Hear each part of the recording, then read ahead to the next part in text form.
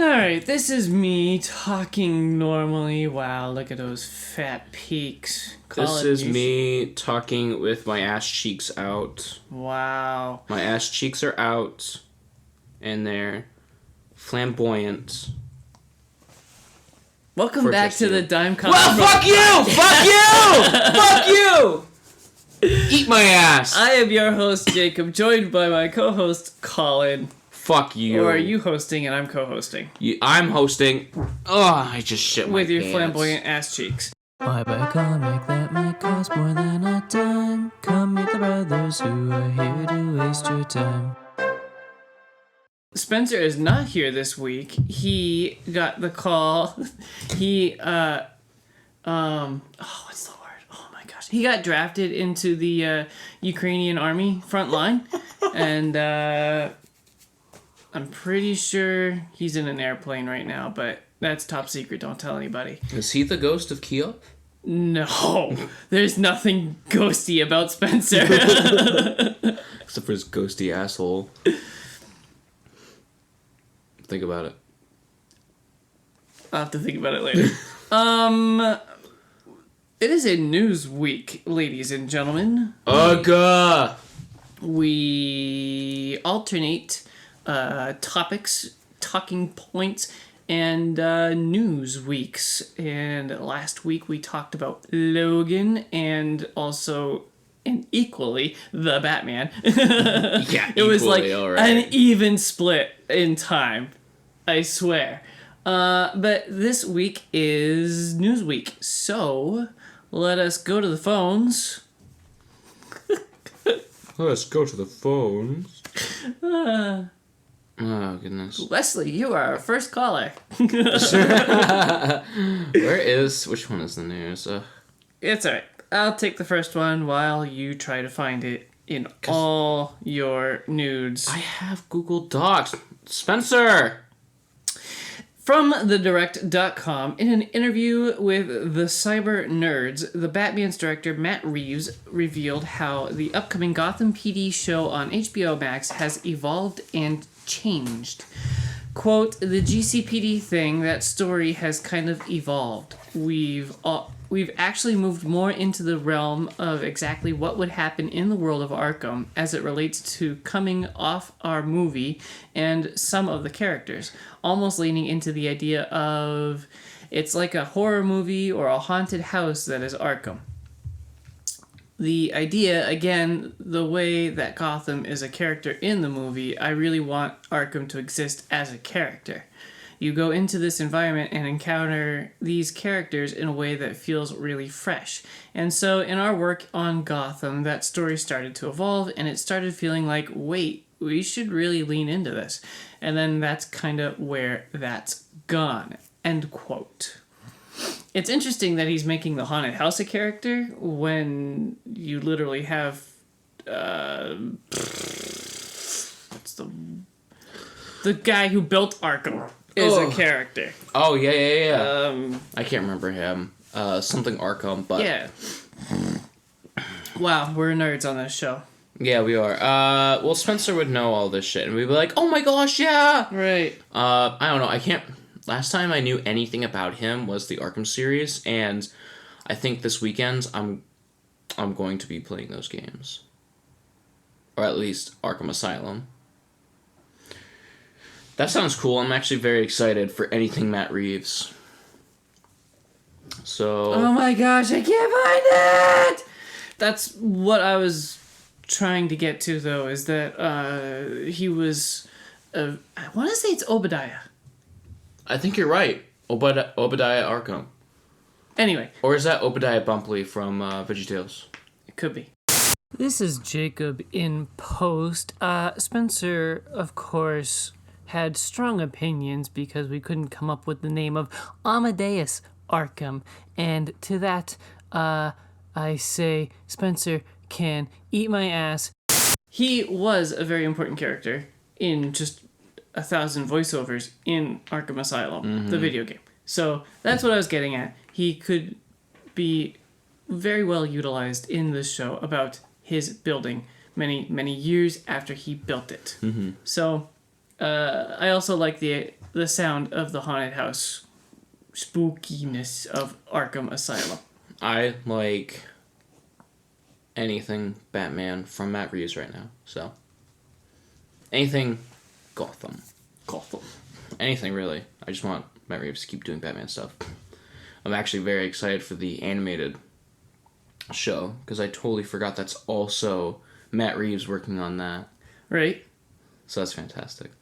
So Marvel Studios released the new Moon Knight posters for the upcoming series streaming exclusively on Disney Plus March 30th. So far, I'm actually really excited and I'm really happy that they're not giving us a shit ton of like TV spots and trailers. At least to my knowledge, we're not getting a shit ton of that. We're just getting nice posters. Did you see these 3 posters? So I think these are cool. I don't like the last one. I was gonna harp on the last one as well. I don't care about the last one, and also I don't like the like shadow of like the other 2 in the background. The last one that we were talking about is him pulling a classic 2001 Eminem pull the hoodie up move. Yeah. So not cool. Not stocks. Cool. But the other 2 are Detective Knight and Moon Knight look fantastic. Yeah, they're exactly. We're all on the same wavelengths right now. They look so good. Speaking of which, I'm supposed to give you Moon Knight books for Spencer. Yeah, he said that. I have to see if if he's talking about the right run, I have it. I would assume he's talking about that run. I found a couple of them. I found 2 of them for like $5 the other day at Bull Moose. I think you already have them. Pull them up. Let's go. Let's go. Where are they? Right here. I think it was that one and that one. For $5? Yeah. Nuh-uh. I'm pretty sure. Nuh-uh. Like the trade? Literally these books. I'm pretty sure it was these 2. Bullshit! What the fuck? It was at Bull Moose. Nuh-uh. I'll go back today and try to find them. Please do. Why? You want them again? Because I bought those for fucking $40. Jeez. Yeah, because nowhere else had them. Nowhere else had them. I scoured the earth, pretty much, for those. Every comic book store I could find. Nothing. I actually found some pretty sweet deals at Bull Moose. Jeez, how do you are the actual dime comic bro. I know! You are the dime comic That's bro. why I keep harping on it. You guys are like, fuck that, I'm gonna spend $100 on Futures Day. All of them! Spencer is fucking awful when it comes to that. Actually, not really, because I just walked through Jetpack the other day and I bought that one, so. Oh my fuck. I have to buy the physical copies of some of the Batman New 52 because I'm at like the Gordon part of the run. Would you like to just borrow mine? Probably, but I still want to buy one because I like Yes. I think they're omnibusing it very soon. I Yeah. know you're not huge on the omnibus. No, I love Are you? omnibuses. Okay. Yeah, but the thing is, every time I get into a run, it's like they're only in trades, so I buy Right. them in trades. Right. And I'm not gonna buy an omnibus because I already have it in trade, even though it looks good. It makes I can't justify it. Right. Yeah. They're in 2 omnibuses now. Yeah, I saw that. There's a cool. Oh, before we go on. So the one you would need is $80 on Amazon right now. Oh my fuck! I don't even have the volume in physical form. Okay, so volume 6. Yes. Before we go on. Yep. Yeah, Let me I show flicked you. through it. I didn't really remember much of what I was seeing. Do you know what I'm talking about? None of those. They're not. They're not They're all- connected. Yeah, they're not connected. What the fuck is going? I don't And they know. keep talking about like Damien dying and shit, and like, what did I miss? I don't remember. Honestly, I gotta read through it again. It's so good. I don't know if I'll be talking about it today, but we'll see. Ooh, that poor guy. Okay. Back on track. From comicbook.com, one of the breakout original characters from the Marvel Cinematic Universe shows on Disney Plus is officially jumping over to the world of comics. This is really big news. This is a huge character. I'm really excited for this. Just a personal anecdote. On Thursday, Marvel Comics announced that Alligator Loki, who originally debuted in the first season of the Loki Disney Plus series, will be earning his own 12-part comic story. Let that sink in. The Alligator Loki tale will be available through the Infinity Comics format and will be released exclusively on Marvel's Marvel Unlimited app. The series is written by Alyssa Wong, with art by Robert Quinn and colors by Pete Pantazis. Pete Davidson. No. The first chapter of the comic, which is titled Family Bonding, is now available as of Thursday, March the 10th. It will follow Alligator Loki and Thor as they get to know one another at an Asgardian amusement park. Subsequent issues of the series will be available every other Friday. For his entire life, Thor has only known one brother, Loki, known to all as conniving, sneaky, and cunning. But a new Loki is ready to take his place. He may be smaller, he may be cuter, and an alligator, but don't be deceived. Alligator Loki has all the same attributes as his human counterpart and is ready to get into some trouble. That ended with a quotation mark, but did not start with a quotation mark. So, fire the editor, somebody. Oh, wait, he's already gone. Ha! Got him. So, the only thing that would make me want to read this is if Daniel is drawing this. It's literally just a marketing ploy for their Infinity Comics. Yeah. Which is just webcomics, but Marvel. You know, they should start hiring my favorite artist, because then they actually might get my money. I'm glad that... where was I going with that? Oh, I'm glad that their Infinity Comics are kind of tending towards the weird and wacky characters and stories. It's not like they're not doing mainline stories with it to test the waters, which kind of would have sucked as a consumer. They're just doing these really weird... there was like a Wolverine story that I started reading. There was some sort of baby shark, not the YouTube video, but I don't know, he had a weird name. It was like Dave or something. Dave the baby shark or something. It was weird. Oh, I remember that. He had legs, right? Yeah. Yeah, I remember that. So it's just a whole bunch of screwball ideas that they're putting on the Infinity Comics, and I kind of like that. Like, just test the waters, see if they're popular, and then go from there. I don't mind it either, because it also does go to, like, other targeted demographics and shit like that. I had a problem reading them because it really wore my thumb out, just scrolling all the time, like almost nonstop. Like I kind of got trigger thumb trying to read Infinity Comics. Like with reading digital books regularly, you have at least some text that you have to stop and read, whereas the Infinity Comics is like, all right, one bubble, scroll. So yeah, it was difficult. difficult. A lot of just action rather than for my boomer hands. Oh boy. Okay, man. Jeez, I'm hot.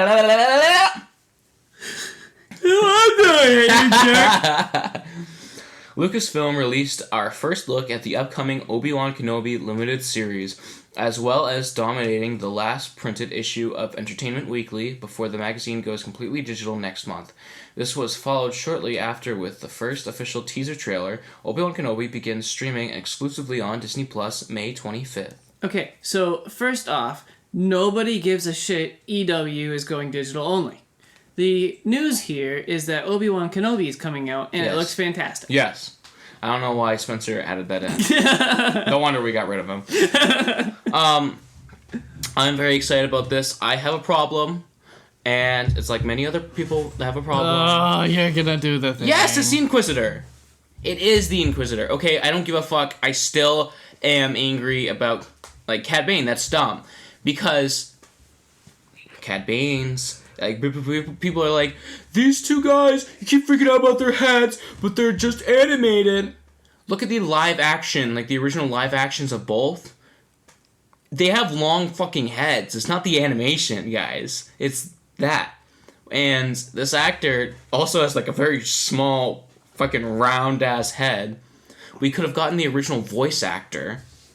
Because the original voice actor isn't like short and round. He doesn't have a giant head. Like, if you don't want to give this character a big head, that's fine. Get the original voice actor, because the original voice actor has a slender head. And guess who he was? One of the biggest bads in Harry Potter. So of course he can be a fucking a main bad guy in a show easily. I can't remember. I don't even remember what movie it's in.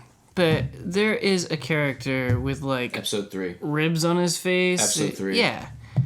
Episode 3, right before Obi-Wan fights General Grievous. Mm-hmm. Yeah, and that dude's a huge-ass head. I was saying more just the texture on his face. There's that, too. That seems like it's missing from the Grand Inquisitor. Not as bad, but there should be some ribs on his face, I think. I think that... But also, I haven't seen Rebels, so I have no idea. Disney is getting fucking cheap on their costume department in that sense. They are, and I don't give a shit. It's because they're only thinking about Mando. Anything else is like, whatever, because Cad Bane looked good. He did. Could have looked better. I was really happy with Cad Bane. I thought it was good, but I thought he could have looked better. Could have been better, but Could've, it wasn't... but it's fine. I wasn't. Fine. I wasn't complaining about it. It looked good. Yeah. I was a little bit, but I'm like, whatever. Right, fine. you came around It's on fine. the second episode. But the Grand Inquisitor, his species, literally, they are known for having a giant fucking head.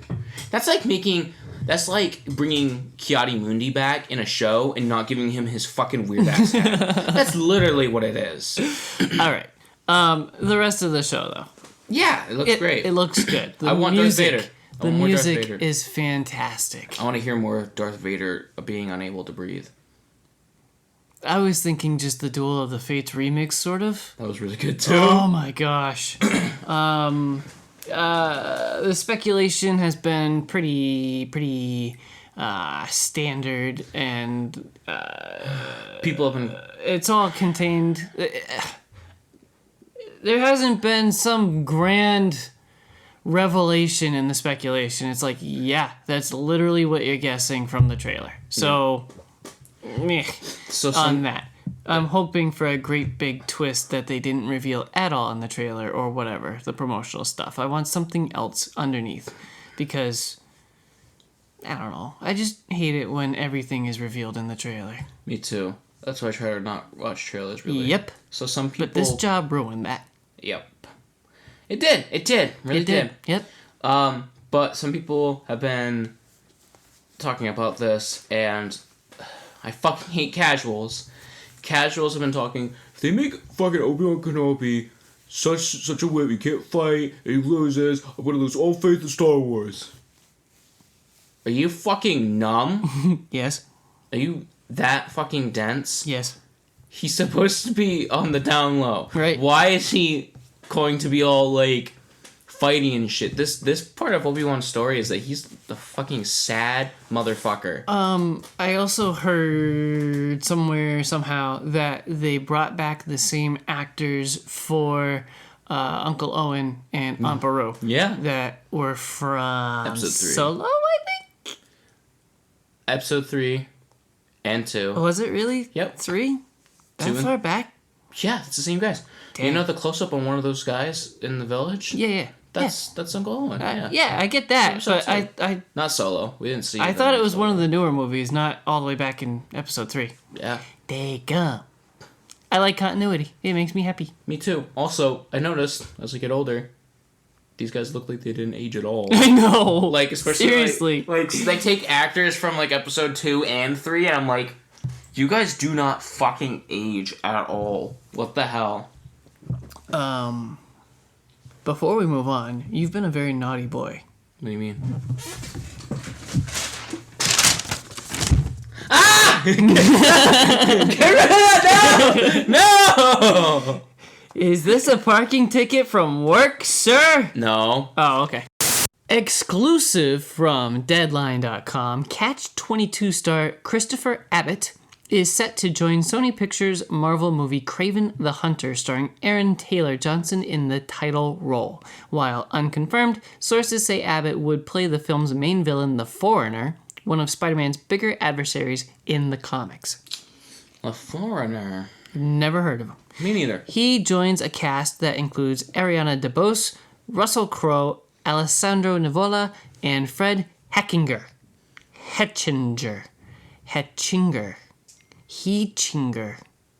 He chinged her. He chinged her. her.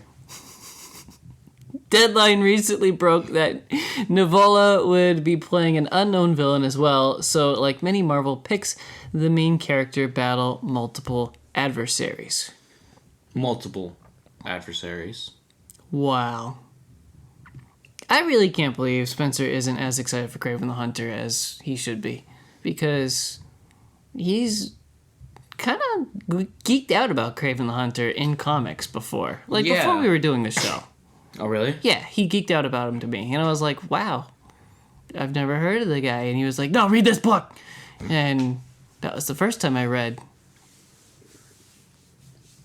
that book that we've tried to cover a couple of times. Yeah, the book that should not be spoken of.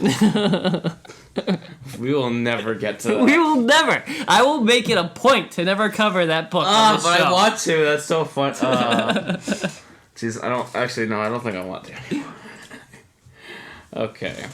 That's cool. Yeah, cool. I got nothing to say about it. Me either. Moving on from... Oh, goodness. Okay.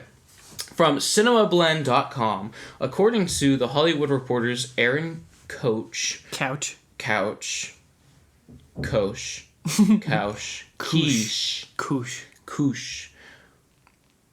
According to The Hollywood Reporter Aaron Quiche, The Flash, Aquaman, and The Lost Kingdom, and Shazam, Fury of the Gods, have flip-flopped in release order, and the first two are no longer going to come out in 2022. So, Flash and Aquaman 2 aren't coming out in 2022. Wow. That's fucked. Don't care. Though it was originally scheduled to come out on June 2nd, 2023, the Shazam sequel has now been dated for December 16th, which means that it will be the DC blockbuster that follows Black Adam and goes toe-to-toe with Avatar 2. So, wait.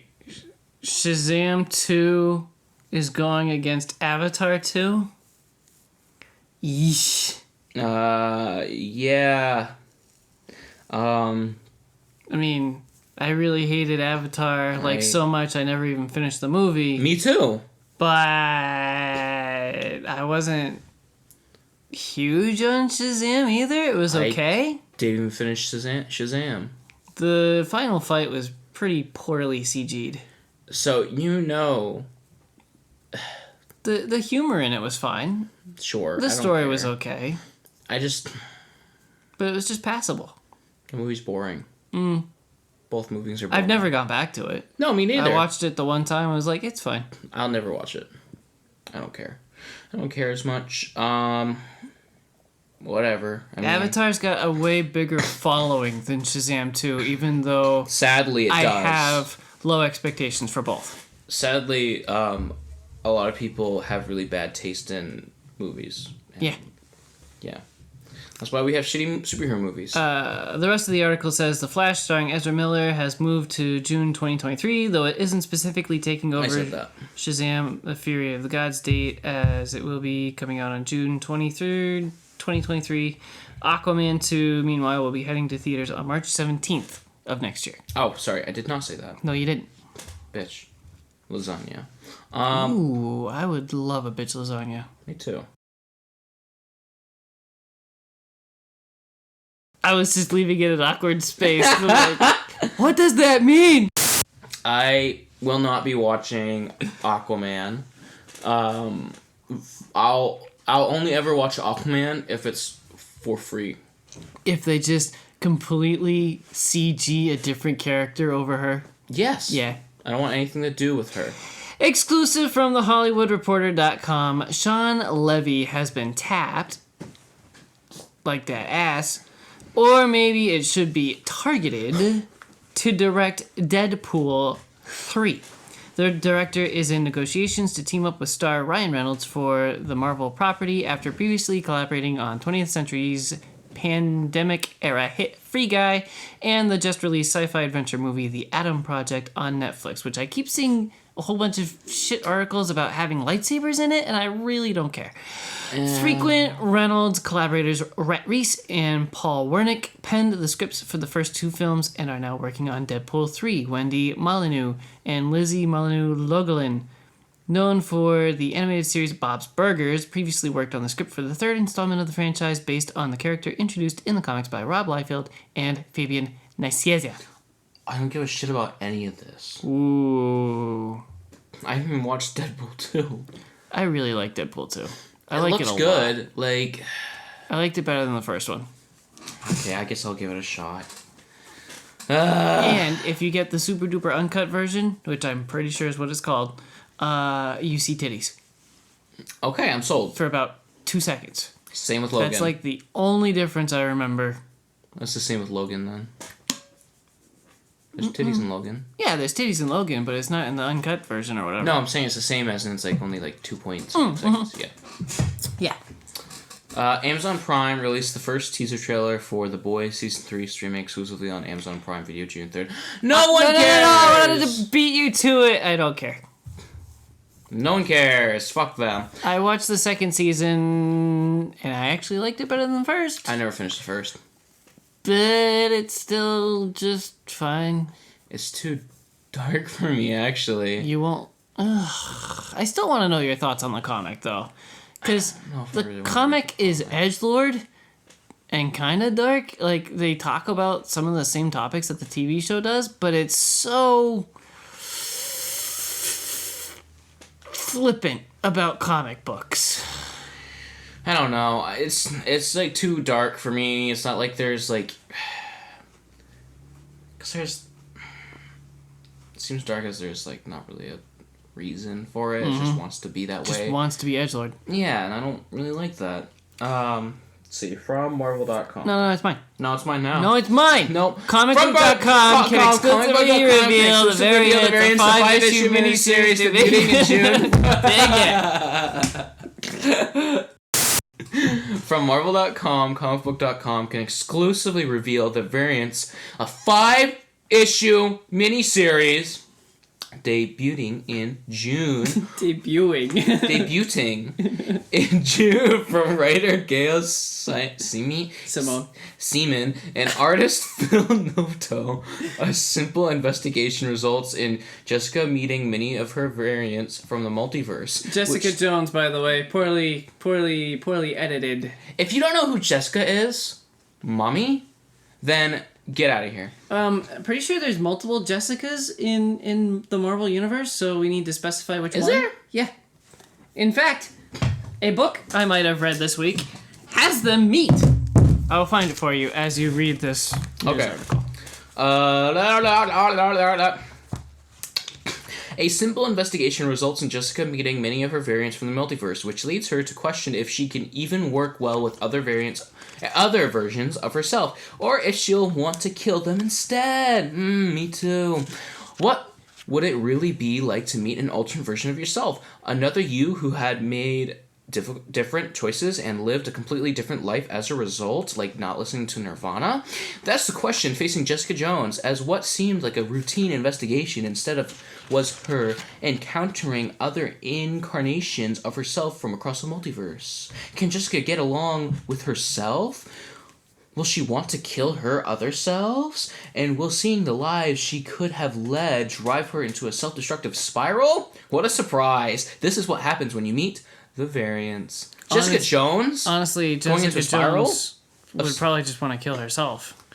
What a surprise! Jessica Jones going into a self-destructive spiral. This is a page from the book where Jessica Jones meets Jessica Drew. Oh, okay. What's Jessica Drew do? She's one of the Spider-Women, I believe. Oh, wait, is Jessica Drew, like Silk? Maybe. I have no idea who Silk is. No. Or No. what? Silk is Chinese or something.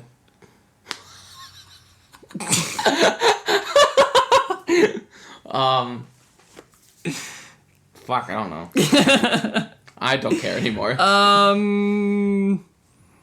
don't know. This article made the angst, a bit self-indulgent. It was like, ooh, Jessica Jones is in it. She's so angsty. Look at how angsty she is. Is she gonna survive?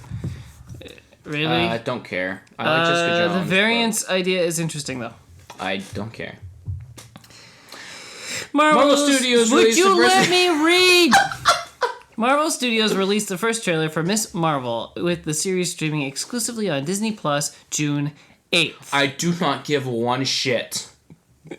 Colin's gonna be so miserable for 6 weeks while we review the show. We're not watching this show. I will protest and I will not watch this show. It just looks so fucking dumb. It looks like what Spencer's like.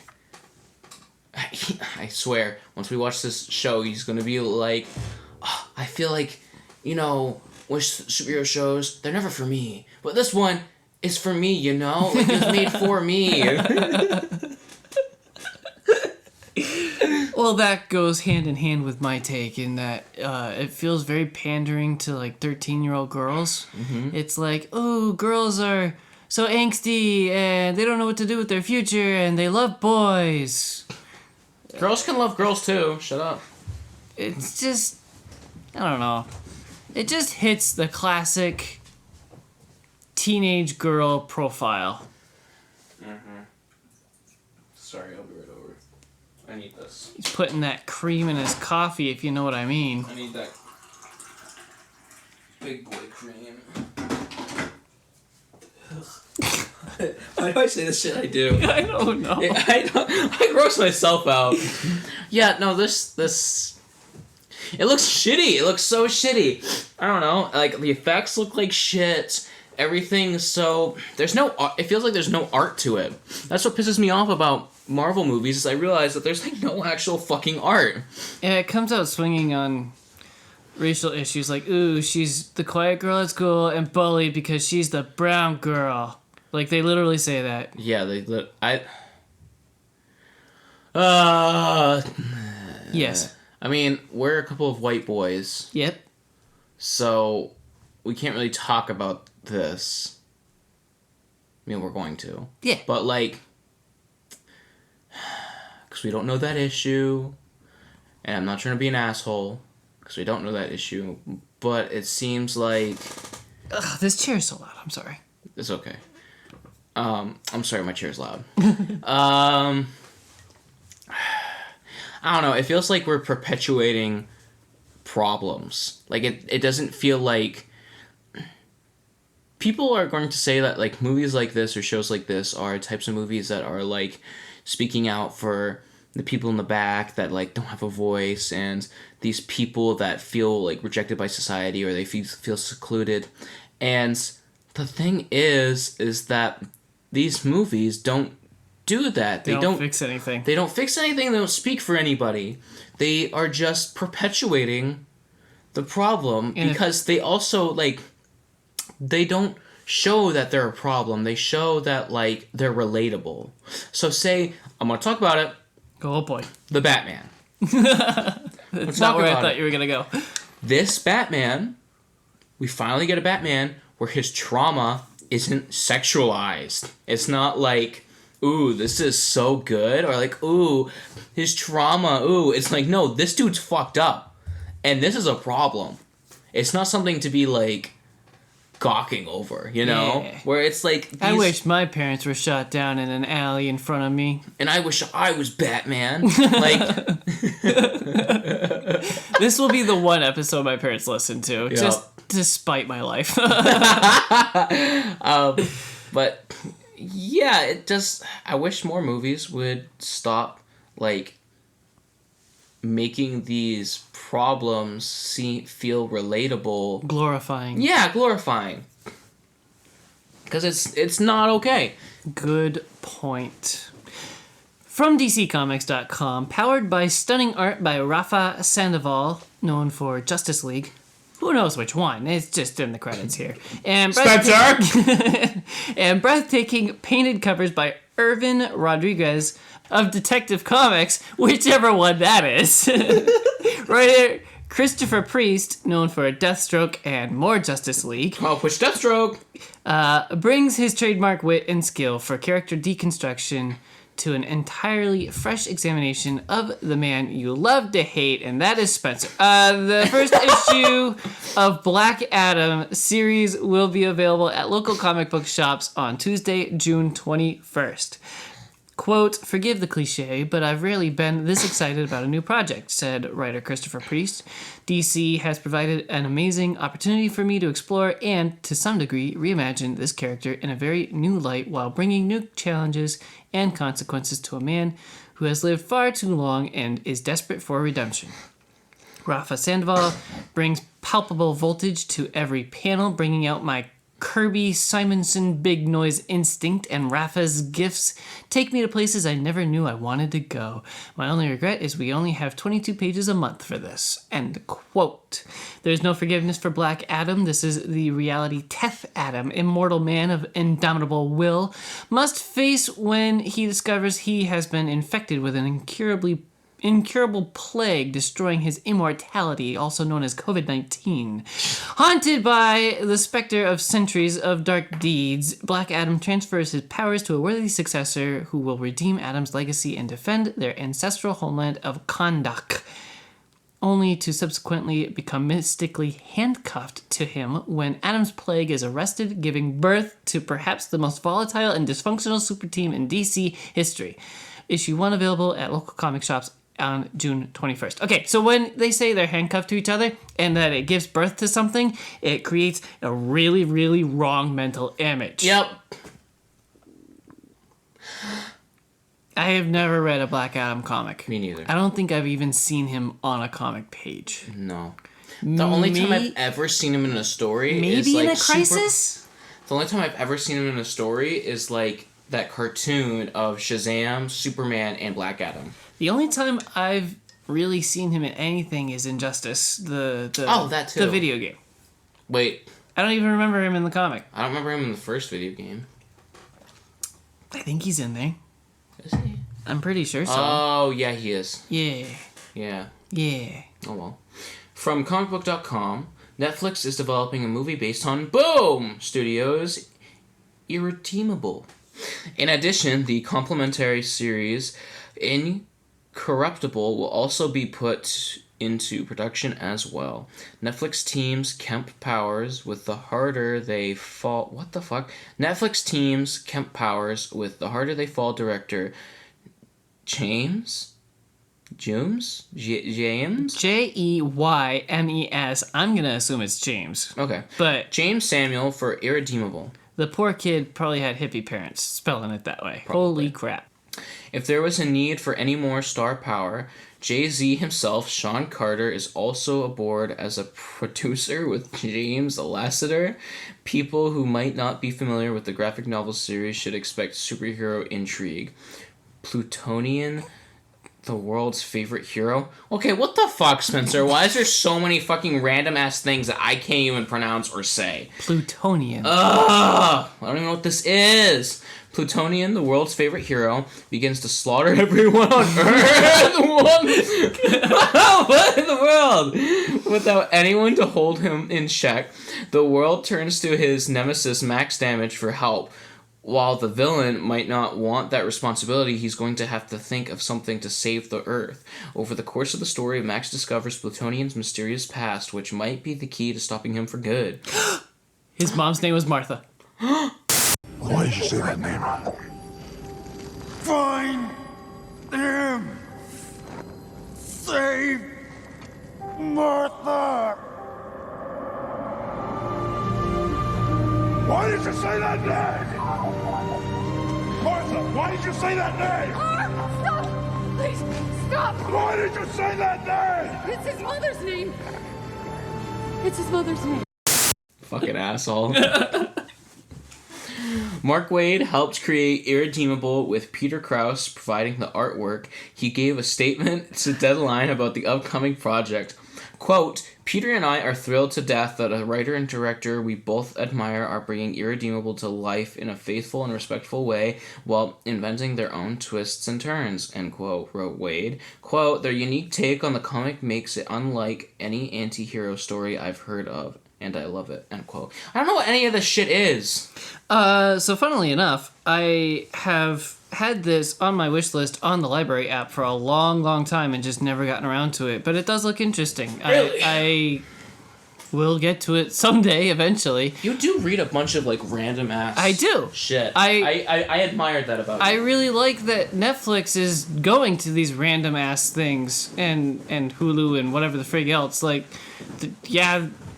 they're trying to keep up with Marvel and DC, but it's bringing light to Dark Horse and Boom and these really unknown comic companies, and that's good in my opinion. Mm-hmm. I really like that the underdogs are getting attention now. It makes me happy. It's not just like fucking DC and Marvel.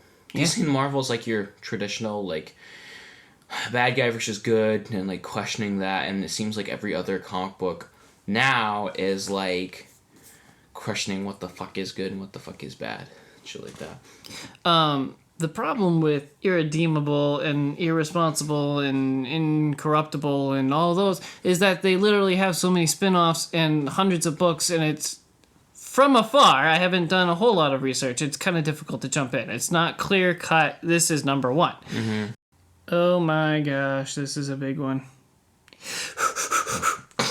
From comicbook.com, Marvel Comics shocked the world when it revealed Jane Foster had taken on the mantle of the mighty Thor after the Thor Odinson became unworthy of lifting Mjolnir. Jane later sacrificed Mjolnir and died from cancer, though she later returned under the moniker of Valkyrie.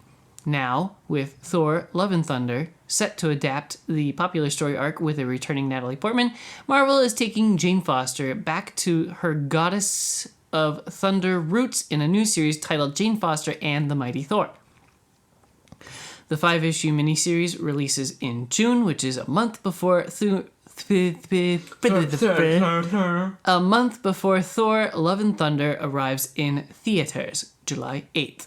Announced via The Mary Sue, the creative team on Jane Foster and the Mighty Thor consists of writer Torun Grønbekk and artist Michael Dowling. Grønbekk has penned many of Jane Foster's adventures as Valkyrie across Valkyrie Jane Foster, King in Black, Return of the Valkyries, and The Mighty Valkyries.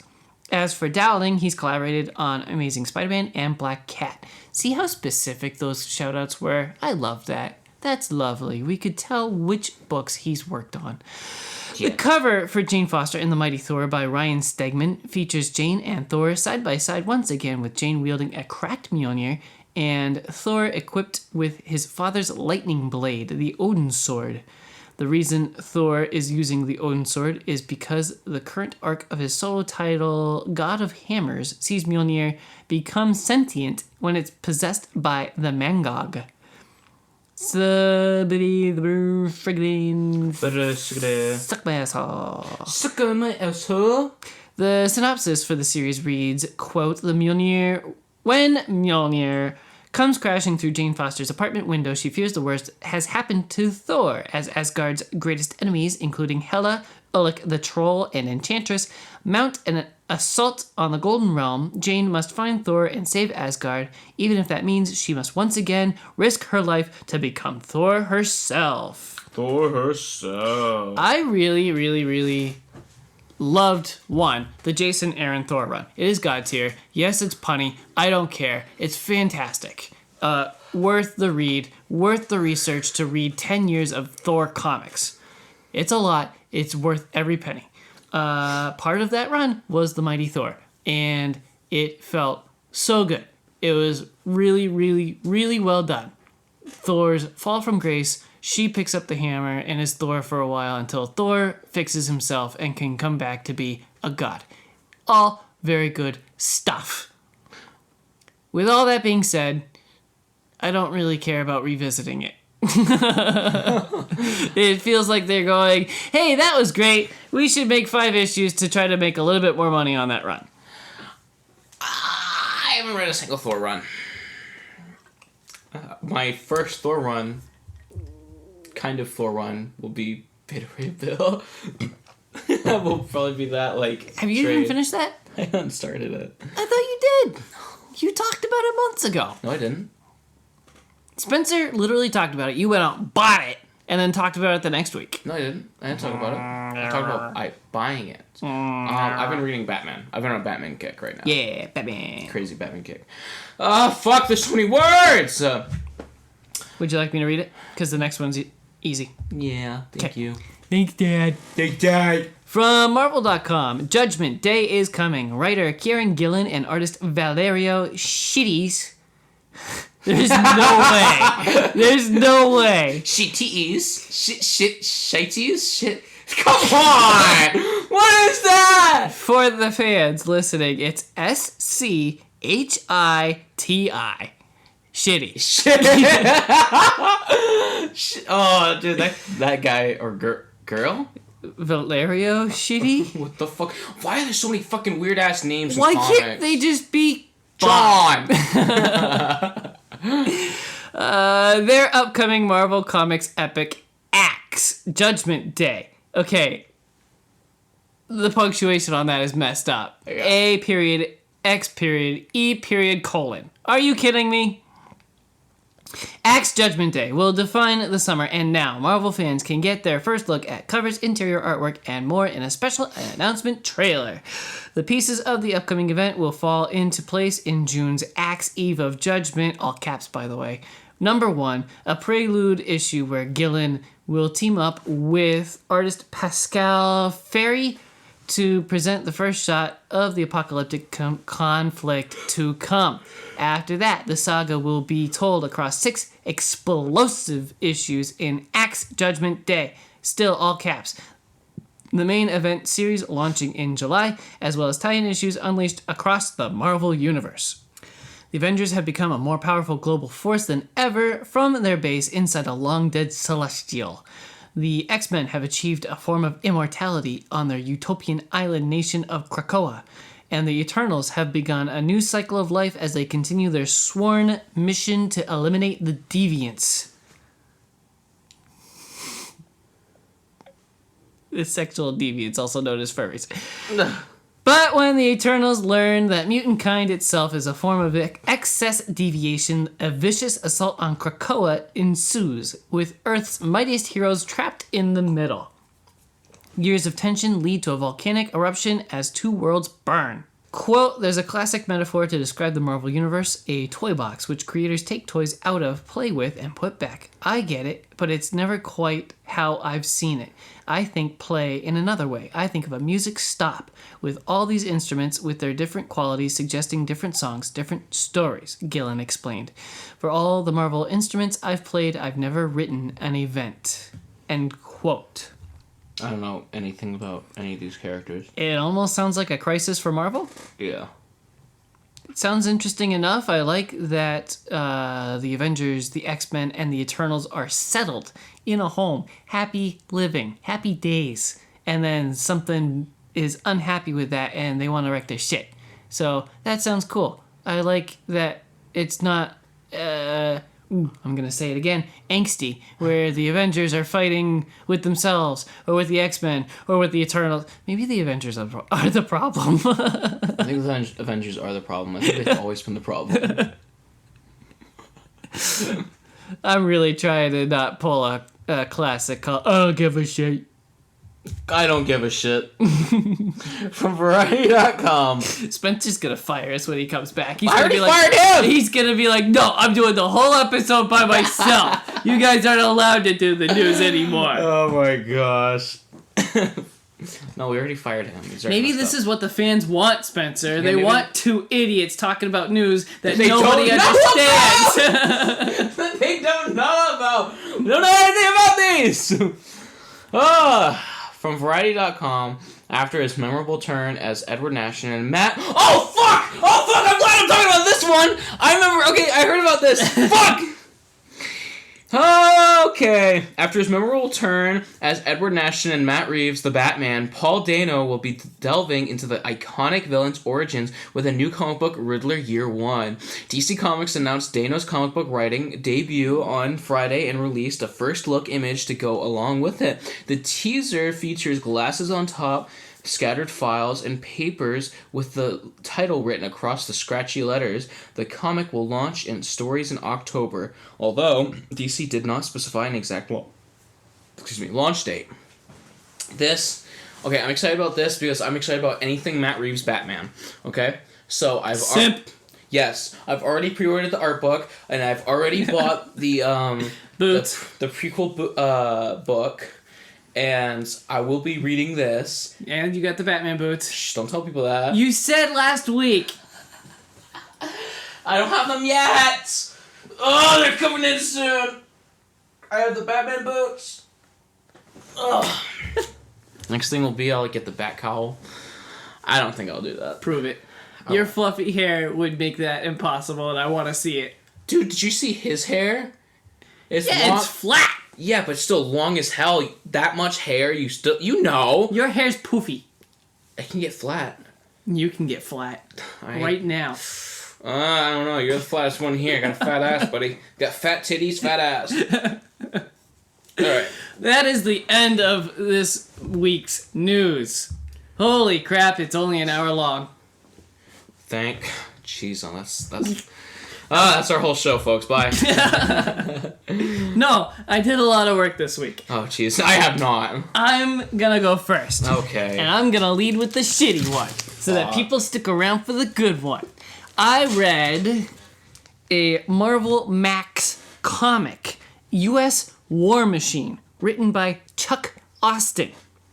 It is based on the character that Rhodey is in the machine of the Iron Patriot, or War Machine, or whatever the frick they're calling him this time, right? So, Black Iron Man, you could say. No, I'm gonna cut that out. That's so bad! The Black Iron Man suit was what I meant. Is that not any better? Doggone it! They paint the suit black! You gotta keep that in that. You have to keep that. Spencer's gonna fire us. Well, I'm glad we got all that out of the way. Because... Oh, goodness, fuck. This book is awful. Oh, There's God. 12 issues. It is so painful to look at. It's black and white. And I showed Spencer briefly an issue this week, and he's like, oh my gosh, those 3D models are awful. And that's also why it's in black and white, because trying to color the 3D models would have only made it worse. 3D models?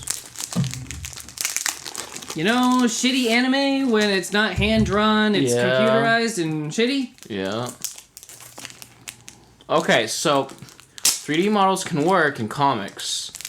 Not this one. Okay, let me rephrase that. It works in manga, actually, because a lot of really good manga does that. Fuck.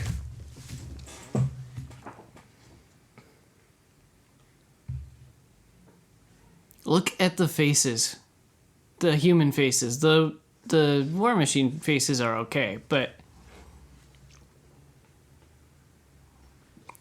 I showed my parents a still of Dr. Doom, who, spoilers, is the bad guy at the end for anybody who's gonna read this 20-year-old comic that sucks balls.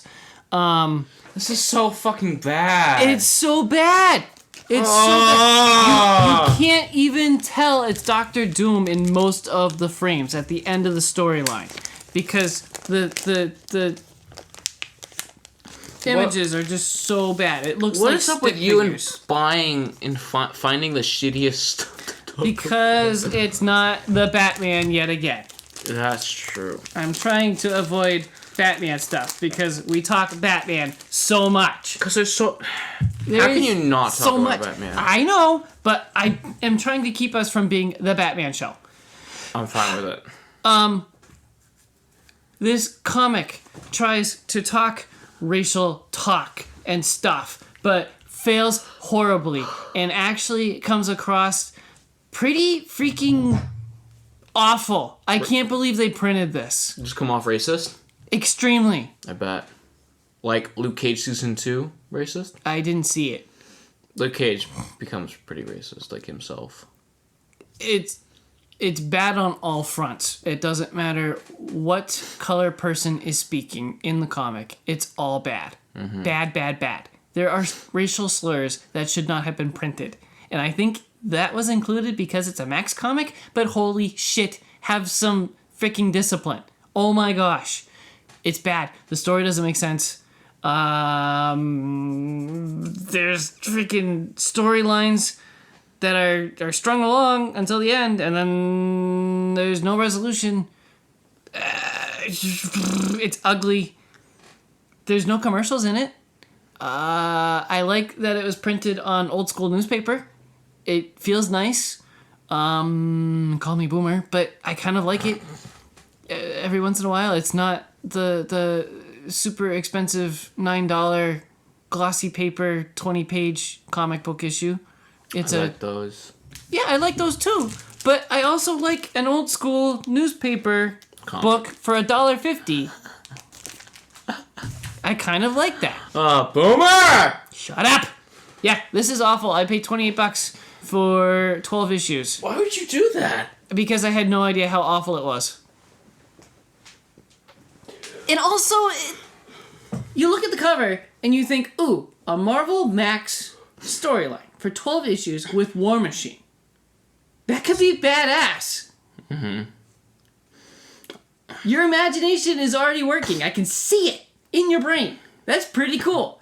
And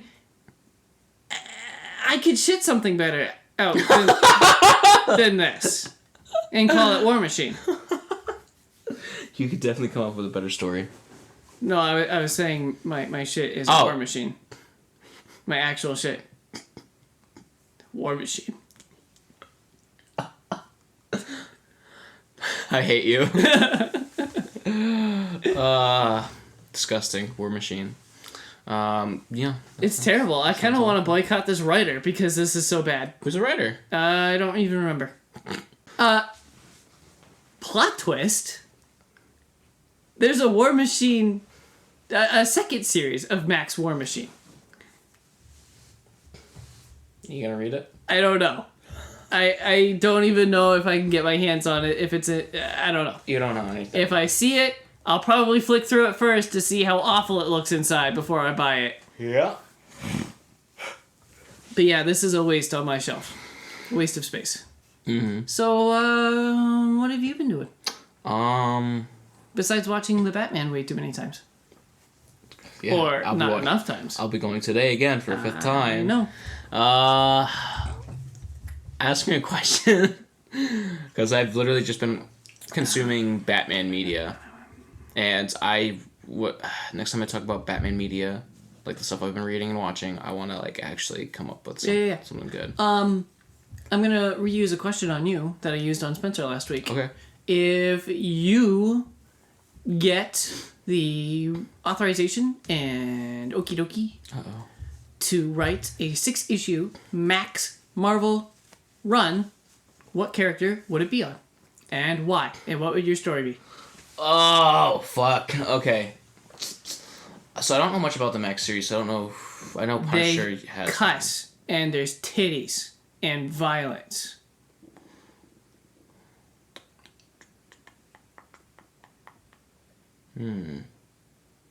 Like pretty much anything that gets filtered is no longer filtered. Marvel. Yep. I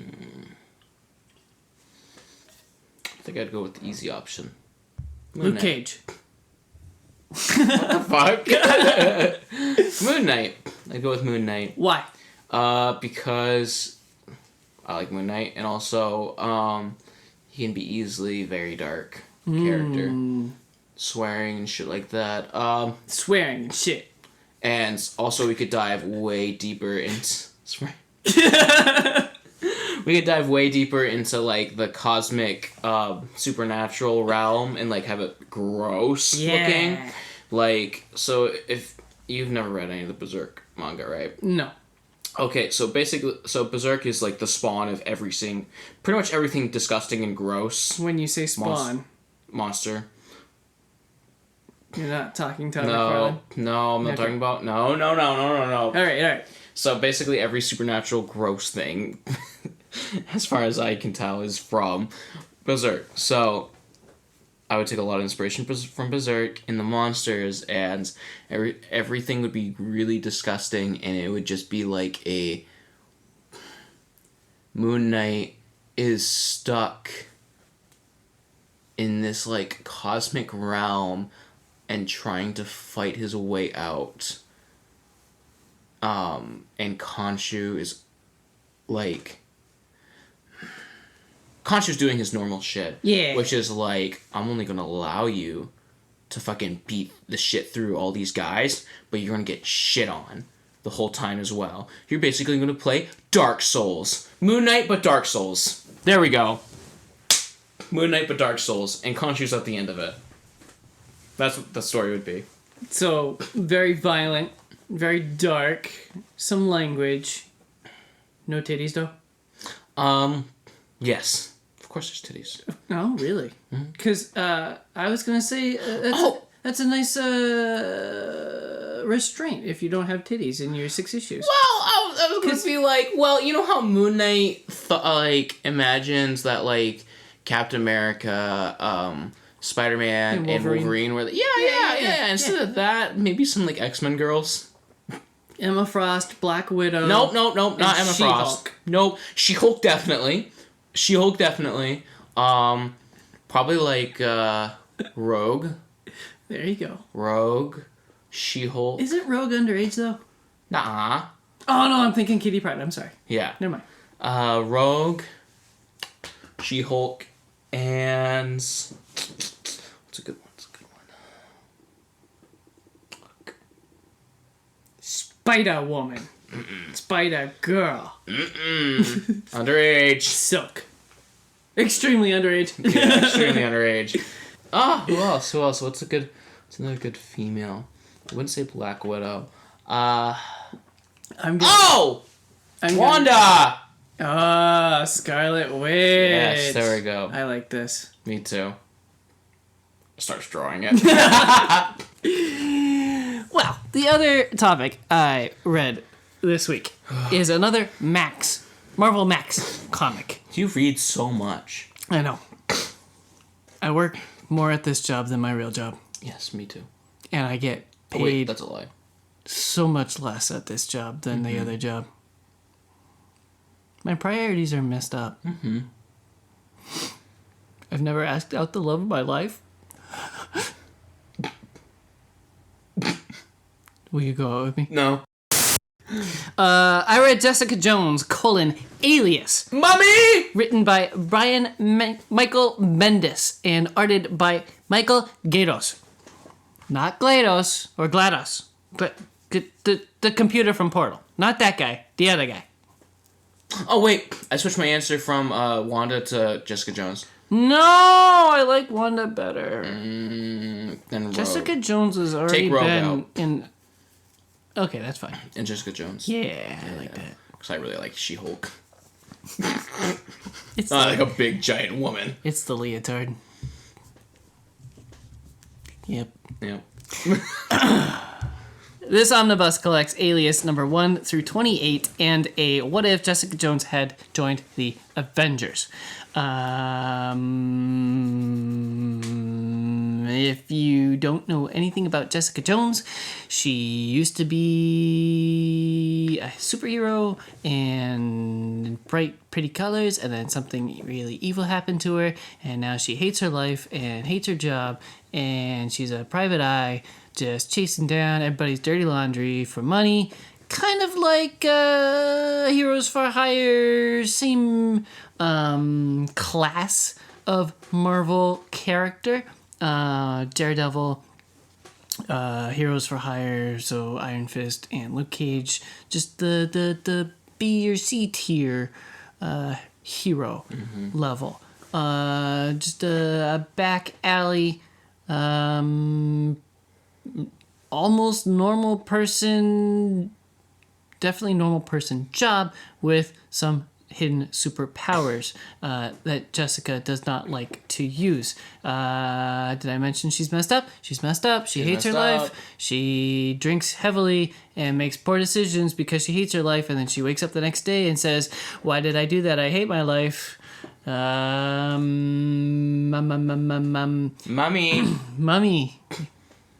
Yeah. What? The artwork really did not... It's consistent, which gets points. The faces are pretty rough, though, on, like, all the characters. The noses are kind of messed up. The eyes are kind of rough. Like, faces are pretty rough, and it's noticeable that they'll have, like, hair hanging down in front of faces because it feels like the artist had a face problem with faces. There's some artists that really... Like every artist has, like, a problem. Like, most artists, it's hands. And then... if you're Rob Liefeld, it's feet. Yep, it's feet. Some people have problems with faces, but it's like... I mean, it's not terrible. It's just rough. It's not like... It's hard to tell if someone's attractive or not. And I'm not saying sexploitive. I'm just saying it's tough to tell if it's storytelling, wow, this person's ugly or not. You know what I mean? Mm-hmm. I think his art style is just ugly. I wouldn't go that far because the art style is very shaded. It's very dark, as in unlit. It's very poorly, not well lit rooms. It's very hard to see. Lots of black paper and shadows everywhere. And I kind of like that. That's a good design feature to have in a private investigator that hates her life story. You found a sex scene, didn't you? Yep. Yeah. There's only like 2 of those, 2 or 3 in the whole book, which is pretty surprising. The worst thing that really happens in this Max comic line is just a lot of swearing. And also the really big bad evil thing that happens to Jessica Jones that turns her from Bright Avenger to Dark Private Eye. Yeah, it's very, very clear that the TV show based itself off of this run. I don't know if there's anything else they could have based it off of. What really, really, really interested me and made me really happy inside was that I read this a week after having read Brian Michael Bendis' Daredevil run, or at least the first omnibus of it. And events from the Daredevil run are interlinked with this omnibus and storyline. There's a lot of things happening in the background and also in the story that coalesce with the 2 comics. Daredevil hires Jessica Jones as a bodyguard because he's in legal trouble. He's been outed in the tabloids as Daredevil, and he's denying it all and making a legal case, but he also wants some bodyguards. Because he's a blind guy and he has to keep up that appearance. So it was really interesting, the crossover. I did not even know that the crossover happened. And it was very nice to have it gel like that. I spent cover price of $100 on it. It's a smaller omnibus. It's an omnibus. It's an omnibus, like but it's not a chunky omnibus. It's a normal to smaller size omnibus. I don't... So $100 is a little steep. I'd say 75. I think anything bigger than that is considered a compendium. Ooh. Let's look at that Invincible right over there. That's compendium. That's what they call it. Yeah, but... It's a trick. That is a normal size omnibus. Okay. That's what I'm saying. It's just a hair short of a normal size omnibus. Okay. I see what you're saying. For our listeners, I put a single, like a 5-issue trade on top of the omnibus and said that's how much it's missing for space. So yeah, I would say 75 for this. If you're a normal Marvel nerd. If you're a diehard Jessica Jones fan, 100 is easy. But I'm thinking that's kind of rare to find. I might get into Jessica Jones. I really like the show. Yeah, this is pretty close to the show, honestly. This made me look back on the show with rose-tinted glasses. Like, wow, they actually didn't do too bad on that. Granted, I watched it when it came out, and that's the last time I saw it. So it's been a couple of years, but... I've rewatched this first season a couple times. The other two, not as much. I also really appreciated there are sex scenes, but it's like there's nothing shown. They just talk about what's happening, and they don't show anything. It's not sexploitive at all. Really. I mean, she walks around in her undies, like, to her computer to start working again. That's it. Like, it's not, like, sexualized. Yeah. It's just her... It's not sexualized. Being comfortable in her home. Yeah. I like that. Yeah. It's really well done. I looked at the sex scene, and the thing is, it's not, like, sexualized at all. It's kind of, like, sad. In the, like... Extremely. It's sad and depressed. Yeah. Like she is. Mm-hmm. It only accentuates what she's feeling. Mm-hmm. Very good stuff. I like it. I want to get into it. Sorry, listeners. I'm just... I keep reading Batman, and I don't want to talk about it on the show at the moment. So, we need questions for our local retard here. Have you been drawing anything lately? I know you were on a kick. I'm kind of just, like, sketching certain things every now and then. Or, like, doing line work from, like, old drawings I had for, like, the Space Adventure and shit like that. Right. So it's not anything really new. So you know how a while back Spencer and I were working on a comic? Yep. Right? Batman comic? Yep. Well, I had him send me the link to the drive again because I'm like, maybe I want to do some concept art. Right. So I'm reading through that, and I think I'm going to get, like, some bigger paper, pretty much close to the size of that desk. Nice. And I'm going to try to burn through those markers again, because I've been longing, I've been looking at those markers, I'm, like, longing for it again, because I've been watching, the Batman, the animated series, like, documentary. Yep. And looking back at old footage, and I see them with markers, I'm like, damn. I kind of, as much as I do love my digital, like, there's something definitely rewarding about just doing it in, like, using the markers. Just doing it old school. Just doing it old school. Yeah. Just really getting at it. Yeah, really getting at it. Shut the fuck up. I want to get back into that. And I've always been scared of colors because, oh my fucking word, Jacob! I've always been scared of colored people.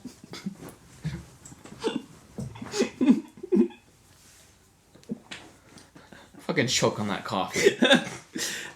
It's black. I've always been a little scared to finish my drawings with color because I don't want it to look horrendous, and also, like, you want complementary colors, and you sometimes want things to look darker than like, you don't want everything to be showing sometimes, because, like, half of a good story is to have, like, things aren't seen completely, or, like, you have them focus on specific things, and so, like, I've been trying to, like, learn about stuff like that, but a part of learning is doing it, and a part of doing is failing, part of being good is failing, so, like, I'm trying to push myself to fail, honestly. Nice. So what is this space adventure that you've talked about so many times? Is it a book that you've written and you're trying to art, or you're writing as you art, or what? It's a book I've been arting and trying to learn how to write.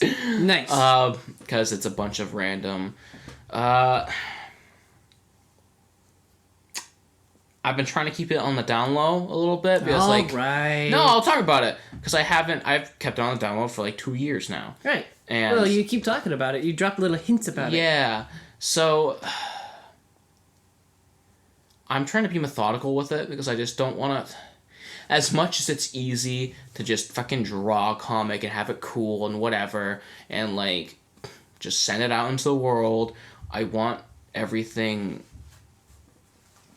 to be practical to the story. Right. Like, everything's a part of the story. You can't miss one thing. Right. You have to have it all. And it's not, like, jam-packed, but, like, everything has reason. There's no filler. I don't like filler in my shows. Actually, sometimes filler's nice, because, like... Actually, even then, what I was about to say was, like, there's filler where, like, you have character growth, and it's just characters, not story. But that's not filler! That's actually a part of the story. Like, characters growing and shit like that. So I'm trying to be methodical in how the story works, and I'm not starting it from A to B. It's like you jump into his life, and the main character's life, what is, if you call it a life, and you kind of learn about his past through experiencing traumatic events type of thing. So this story is about a skelenaut and him going through the galaxy and killing monsters, killing space gods, and stuff like that. And the problem I'm facing is the reason, like, why is he doing this? Right. What's going on? Because originally he's supposed to be a bounty hunter. And it's supposed to be basically Star Wars. And I didn't want that. Right. And I want to make my own thing. And so now I'm juggling it being, like, on one planet, but it's called the Space Adventure. It's got to be in space. But Right. also, like, the idea of just being one planet is super nice and it's easy. At But- least for the first issue. yeah, maybe. But I'm thinking about maybe it's a whole apocalyptic galaxy. Like, this whole galaxy undergoes an apocalypse. Cool. And it's done by the gods. Meaning, Prometheus wanted to bring light to, like, what's the word I'm looking for? What's the word? Not human. So, the traditional story is Prometheus wanted to bring fire to mankind, right? The fire of the gods, which is another word for knowledge. This Prometheus is not just giving it to humans, aliens that are, like, thinking and blah, blah, blah. Prometheus tries to do that, and what happens is, like, oh, you want to give them light? You want to give them knowledge? Okay, here you go. And the gods make the whole galaxy into an apocalyptic thing, because they're like, the sun goes out, Cool. and shit like that. So Yeah. I'm working on that. Yeah. Very So cool. something like that. Prometheus is involved, and Is it OCS is involved somehow. Is it going to be like a headlopple book, or is it going to be issues? I was thinking about maybe issues, but also it sounds nice to just have, like, one complete book sent out there. Mm-hmm. I think I won't release it like, oh, I just finished this issue, here you go. It definitely will be like, I'm not releasing anything till the first story is done. Right. And then maybe I'll send issues out Piecemeal. there. Yeah, like online or something. Yep. And make physical copies if I can get some publisher help. Right. Because Absolutely. I don't want to make physical copies until then. Right. But I'm trying to get all the art together. Very cool. Mm-hmm. Well, you know what could help? What's that? Funds. Funds. And we get funded. Oh, do we? We do. By whom? People. Oh, yeah? Namely Jeff Lawrence and Dave. Dave and Jeff Lawrence fund us. Thank you, Dave and Jeff Lawrence. We like funding. We do like the funding. We appreciate the funding. We like funding each other. Last night, I funded Collin. What the fuck is wrong with you today? If you would like to fund us, you can go to patreon.com/dimecomicbros. We have 3 different tiers that you can subscribe to us and give us funding. We like it.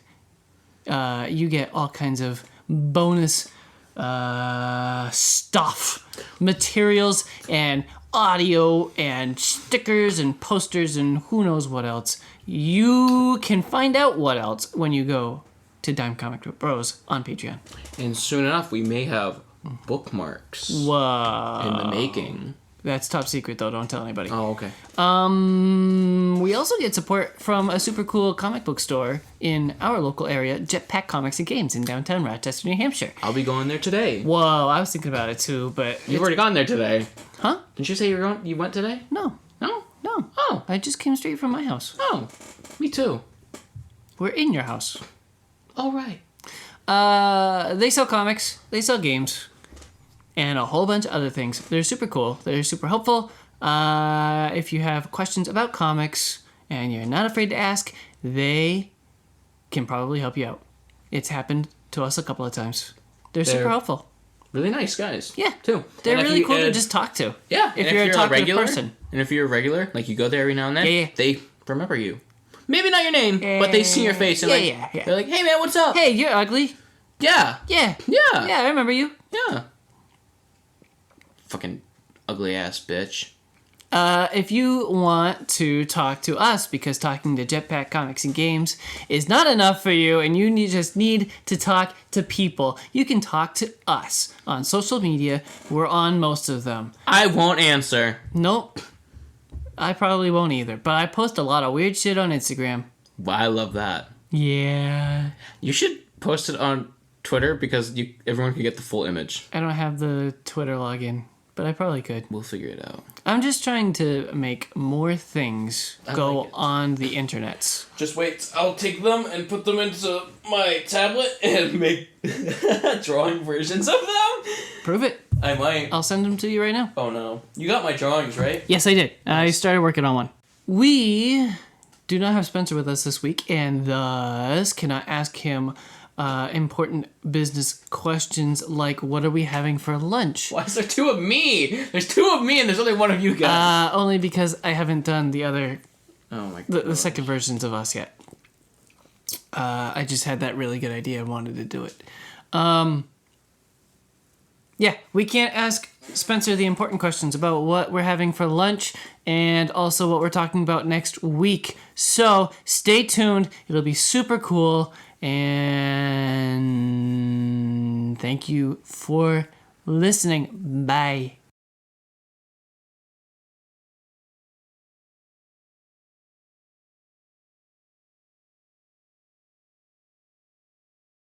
Come, hold on. Yeah. I haven't been able. Fuck. It won't come out. Yeah. Gotta do more cocaine, man. Okay,